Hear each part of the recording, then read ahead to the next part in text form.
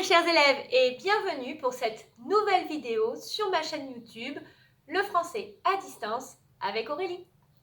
Aujourd'hui, nous allons aborder le sujet de la modalisation.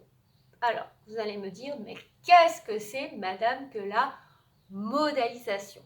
Nous en avons déjà eu un petit aperçu lors de la dernière visio de lundi ou lors de ma dernière vidéo pour ceux qui n'ont pas accès aux visios, avec l'expression du jugement. En effet, le jugement fait partie des outils de la modalisation. C'est un modalisateur.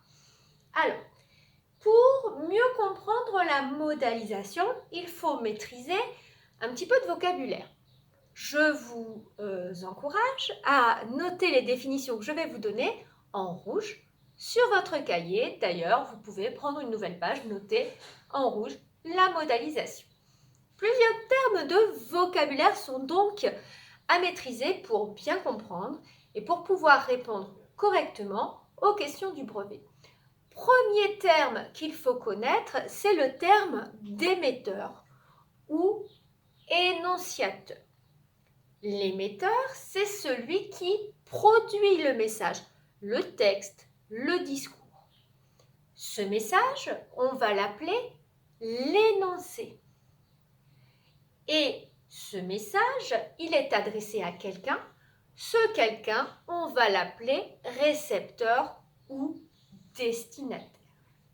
À l'intérieur de son énoncé, maintenant je vais utiliser le vocabulaire technique que je viens de vous définir, l'émetteur va donc être subjectif, il va utiliser des modalisateurs pour nuancer son énoncé. Les modalisateurs, ce sont donc tous les procédés qui permettent d'exprimer l'implication de l'émetteur dans son énoncé, dans son texte, dans son discours. Ces modalisateurs, on peut en trouver différentes catégories. C'est ce que vous avez dans la leçon des pages, de la page 96 dans votre cahier d'exercice. Qu'est-ce que la modalisation? La modalisation, ça peut être le jugement, l'expression des sentiments. Alors le jugement, on le sait, on l'a vu la dernière fois, amélioratif ou péjoratif. L'expression des sentiments, l'expression d'une amplification ou d'une atténuation, l'expression d'un doute, d'une certitude, d'une incertitude ou d'une possibilité. Tout ça, c'est un petit peu théorique, je vous l'accorde, c'est pour ça que vous avez des exercices. Page 96 et 97, vous avez 4 exercices, on va essayer de ne pas faire de faute de français. Les premiers sont des exercices d'application. Vous avez des questions de reconnaissance, c'est toujours un petit peu comme ça, hein. J'identifie les éléments qui font la modalisation et les exercices suivants sont des exercices de création. Une fois que j'ai compris, une fois que j'ai vu, observé les catégories de modalisateurs, je vais maintenant en créer. Alors, les textes qu'on nous propose, et ça n'est pas anodin, ces textes, ce sont, comme la dernière fois pour le jugement, bien souvent des portraits. Ici, on a le portrait de Georges Duroy dans l'exercice 1. Georges Duroy, c'est le héros du roman Belle Amie de Maupassant, dont je vous conseille la lecture pour préparer le lycée. Ce personnage, il est décrit de manière péjorative, c'est un provincial. Alors provincial, ça a toujours ce côté péjoratif. Le provincial, on l'emploie encore aujourd'hui. C'est celui qui n'habite pas à Paris. Il y a Paris et la province, comme si seul Paris comptait, alors que pas du tout. Donc, Georges Duroy, il est provincial, c'est déjà d'emblée péjoratif, et il va aller voir un de ses amis qui lui est devenu riche, qui habite à Paris. Pour aller le rencontrer, il va mettre un costume d'occasion. Et ce costume, il n'est pas tout à fait à sa taille, donc on va avoir des modalisateurs que le narrateur emploie pour nous montrer que le costume est mal ajusté, un peu trop petit, un peu trop grand à certains endroits. Et donc, on va avoir une série de termes péjoratifs. Il est gêné, il est mal à l'aise, il sent sa tenue défectueuse, elle est fripée, etc. Mais en ajout de ces vocabulaires péjoratifs, vous avez des termes d'atténuation. Un peu trop, qu'est-ce que vous avez? À peu près. Ça va nous montrer que même si l'œil du narrateur sur Georges Duroy et l'œil de Georges Duroy sur lui-même au départ est péjoratif, on voit qu'on a un personnage en devenir. Et c'est bien toute l'idée de ce livre, Bel Ami, de ce personnage Georges Duroy. On peut en déduire quelque chose par rapport à son nom. Il va sans doute, je ne vous révèle pas la suite des événements, dans le monde du journalisme, devenir quelqu'un. C'est pour l'exercice 1. Puis vous avez un exercice d'identification à partir de phrases qui est assez simple. Ensuite, on vous détaille les procédés de la modalisation. Dans l'exercice 3, on vous demande de créer de la modalisation à partir de phrases toutes simples. Et ensuite, vous avez à nouveau un portrait. Alors, bien sûr, je m'arrête sur les textes puisque c'est ce qui nous intéresse le plus dans l'objectif du brevet.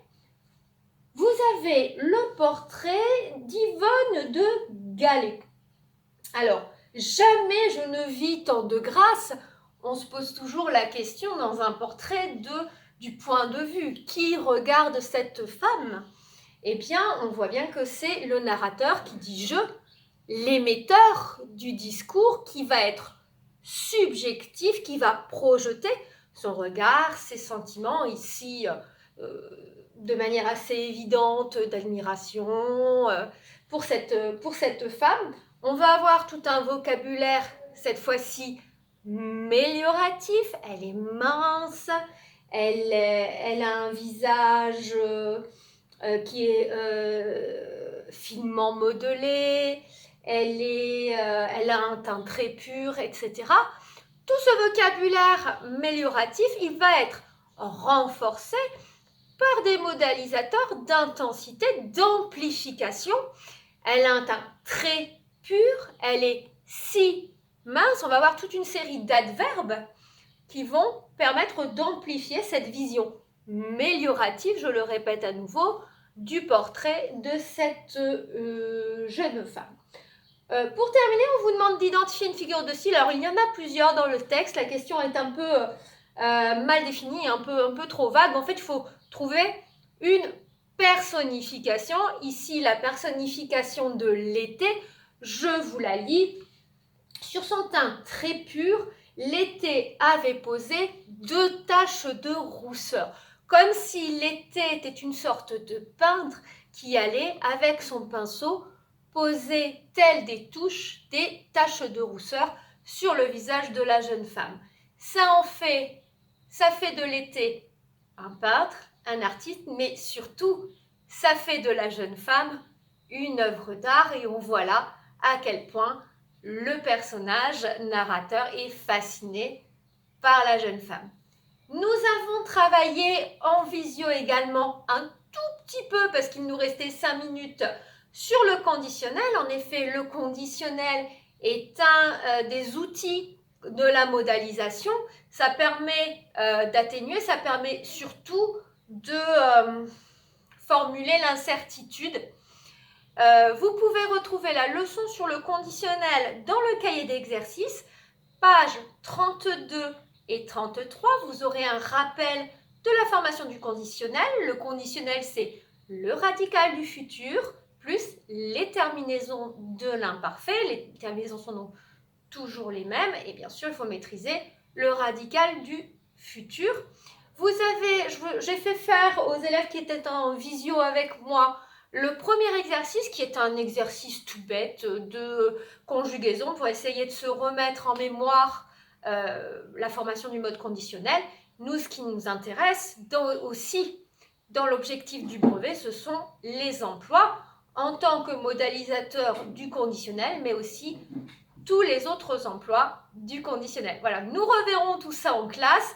Nous avons aussi abordé un petit peu les degrés de l'adjectif. Personne n'avait l'air de trop savoir ce que c'était. Alors, vous l'avez vu en anglais. Les degrés de l'adjectif, comparatif, superlatif, ça doit vous dire un petit peu quelque chose. C'est une notion compliquée qu'on reverra en classe puisque la reprise s'approche. Et j'ai hâte de vous retrouver. À très bientôt. Au revoir.